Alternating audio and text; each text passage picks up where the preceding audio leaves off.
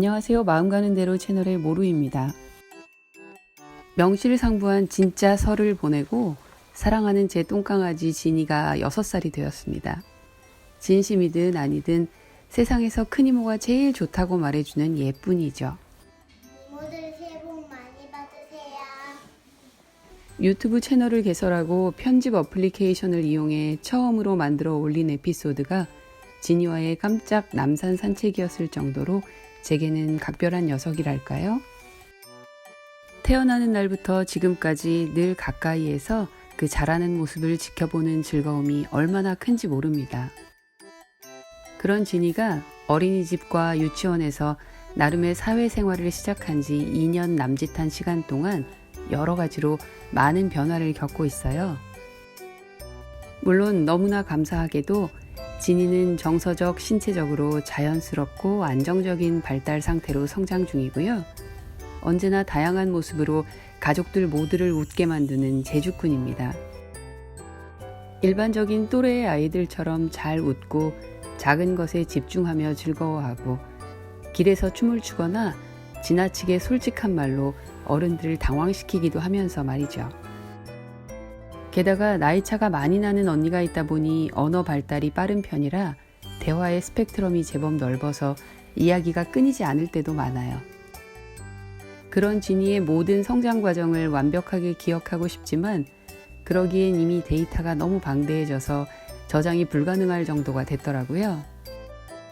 24시간을 함께 있는 것이 아니다 보니 제가 놓친 것도 버린 것도 많지만 진이가 더 크기 전에 몇 장 남지 않은 그녀의 그림이나마 정리해보고 싶어서 이러고 있습니다.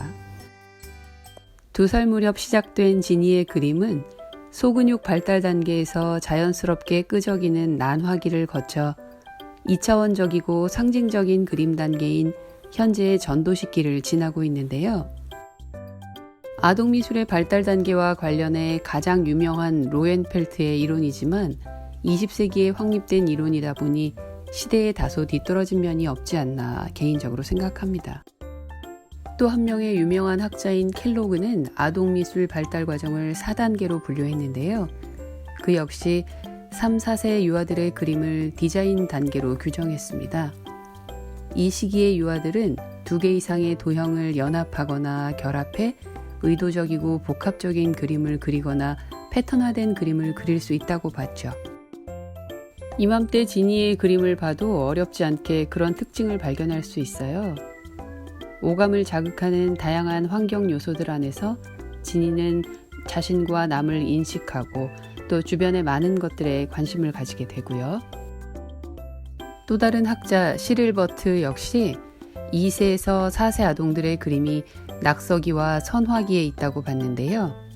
목적 없는 선긋기에서 목적과 모사 등 제한된 선긋기 활동을 하게 되고 인물의 머리와 다리가 표현된다는 점에서 다른 이론들과 큰 차이는 없어 보입니다. 아무튼 진이가 받았던 자극들이 다양하다고는 하지만 아무래도 제한적인 정보이기 때문에 또래 친구들과 상호관계가 가능한 다양한 외부 활동들을 통해서 진이의 그림 역시 보다 다양해지죠. 4살이 된 진이는 자신의 그림에 의도와 목적을 부여하기 시작해요. 제목도 붙이고 자신이 표현한 대상과의 관계를 발견해 나갑니다. 로엔펠트에 의하면 이 시기는 자기중심적이고 사실적인 표현이 가능해지는 전도 시기에 해당하는데요. 켈로그가 말한 디자인 단계와 인물화 단계, 그리고 시릴 버트의 선화기에 각각 해당하죠. 켈로그의 이론에 따르면 의미 없이 끄적거리는 낙서 단계와 도형 같은 기호적 도식이 나타나는 형상화 단계, 그리고 추상적이지만 어느 정도 균형 잡힌 그림이 등장하는 디자인 단계를 지나서 이제는 이전 단계의 반복 작업의 결과물인 인물이 등장하고요. 그림에 이야기 붙이기를 좋아하는 인물화 단계를 넘어서고 있었던 거죠. 어느덧 5살이 된 진이의 그림엔 여러 사물들과 다양한 표정의 인물들이 다채로운 색상으로 등장하는데요. 그림의 크기도 커졌을 뿐 아니라 벽이며 유리창이며 방바닥까지 그 위치를 가리지 않을 만큼 숫자도 많아졌습니다. 사용하는 매체 역시 광범위해지고 표현 방법 역시 과감해졌고요. 사실 아동 미술교육 전문가라고 해도 가정에서 자신의 어린 자녀를 학생이나 내담자처럼 대하기는 쉽지 않아요. 하지만 이 시기에 폭발적으로 성장하는 아이의 상상력과 미술적인 표현 욕구를 지속적으로 살피고 보다 자유롭게 자신을 표현할 수 있도록 돕는 가족들의 관심은 꼭 필요해 보입니다. 벽에 절대로 그림을 그리지 말라고 훈육하거나 아이의 손에 묻은 물감을 지저분하다고 닦아주거나 식탁에 밀가루를 쏟고 문지르는 아이를 혼내거나 하기 전에 한 번쯤 아이의 창의력과 상상력을 응원하고 지지해보는 노력도 필요하고 말이죠.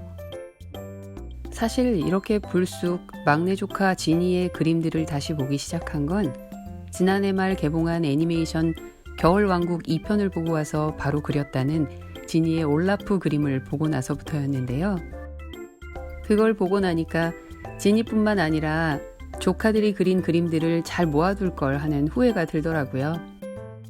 물론 지니의 그림에서 영재성이 엿보인다거나 어떤 목적에 부합해서가 아니라 그저 이 순수하고 거침없는 표현들을 잘 기록해서 추억으로 남겨줘야겠다는 생각이 든 거죠.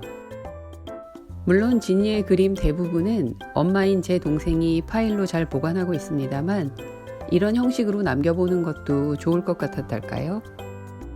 아무튼 여전히 전 세계적인 권위를 인정받고 있는 로엔펠트의 이론을 증명이라도 하듯이 5살 지니의 그림은 대상을 묘사하는 방식이 다양하게 반복되면서 훨씬 정교해지기 시작했어요.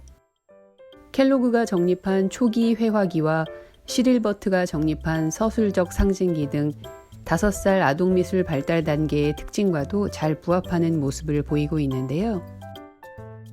자신을 중심으로 생각하고 자신이 관심 있는 대상에 의미를 부여해 그림을 그리면서 동화 속 공주나 애니메이션의 예쁜 여자 주인공들이 대거 등장하기 시작하고 색상과 장식적인 요소가 폭발적으로 증가했죠. 자신의 그림이나 조형물이 실제와 비슷하게 느껴지거나 타인에게 인정 또는 칭찬받았을 때 또다시 의미 있는 미적 경험을 하면서 상상력까지 발휘하게 됐을 겁니다.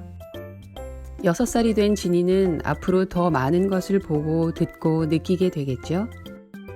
지금까지 그래왔던 것처럼 지니가 자신의 생각과 그림을 통해서 말하고자 하는 모든 것들이 집과 유치원, 그리고 작은 벽과 작은 도화지를 넘어서 더 넓고 커지기를 바라는 고슴도치 큰 이모였습니다.